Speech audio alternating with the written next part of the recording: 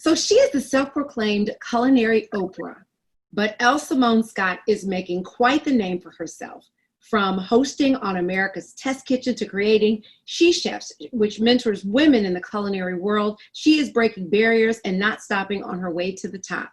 And we are so excited to catch up with her now. Hey, how are you, Chef Simone?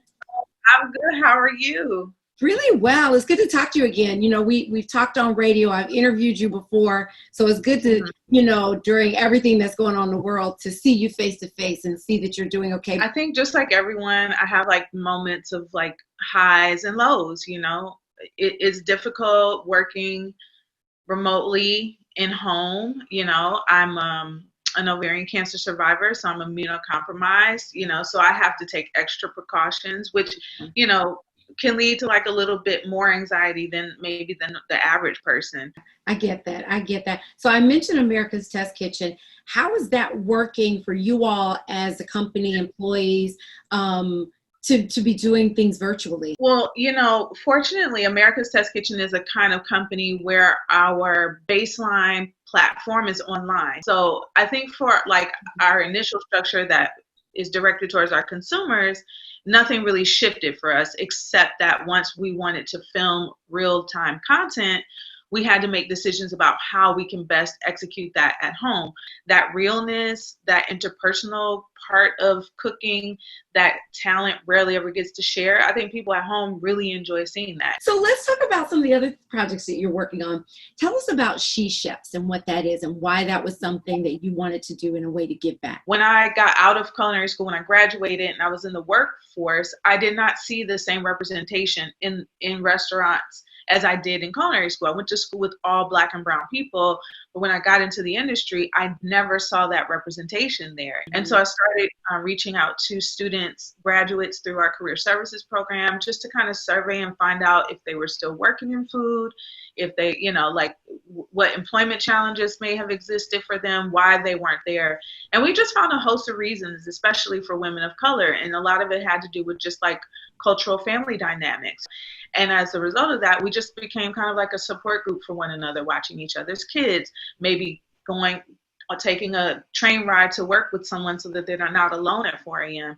And so that eventually just kind of grew over time. I love, that you have this program and that you're giving back, particularly to women of color. Let me ask you about a bit more of your activism, because I know that growing up, you were involved in the SNAP program. Tell us a little bit about what that is and what you're doing to fight to keep that going for other kids. Well, the SNAP program stands for, Supplemental Nutrition Assistance Program, right?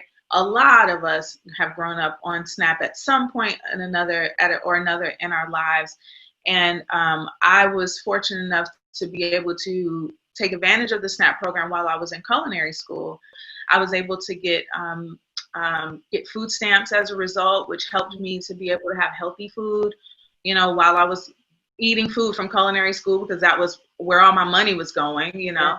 I think that SNAP is so important right now because it's already difficult enough emotionally to be going through a time like this. But when you can't, sustain your health and your body and your mind with healthy food, it only compounds the issue. It creates a destitute situation for people, right? Many people may not know, before you became this professional, fabulous chef, you were also a fabulous social worker, and it never leaves you, right? You're just always like helping out people in need. Well, let's talk about your podcast, ma'am. Is it called The Walk-In?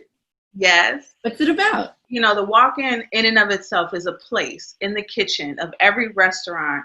It's a huge refrigerator with a door that you can literally walk into, right? That's why it's called the walk-in. Yeah. And for those of us in the industry, the walk-in is a place where you can kind of go to let off steam or, have a private conversation. I mean, marriages have been created in the walk-in. All sorts of things happen in the walk-in. Life happens, right? Life happens in the walk-in. And so I thought that would be a great way to introduce this concept to the world. Like the people in the food industry, we experience real life things. We're not just the fame that's behind our name or the TV shows that we are related to. We have real life things happening. And I think that people people deserve to know. So these are not, you can read an interview about any one of my guests and you'll get the very baseline narrative. But if you want the real true life story about a person, step into the walk-in with us and you'll get to learn a little bit about them and me. It's not just an interview, it's a conversation. I love that. Well, congratulations on that and everything that you're doing. I want to let everybody to know to make sure to follow Elle on social media, and you can listen to the walk-in on Apple Podcasts and Spotify, and visit americastestkitchen.com for recipes, the new summer cookbook, show airings, and more. I appreciate you. And thank you for not saying anything about the laundry. I forgot to move on.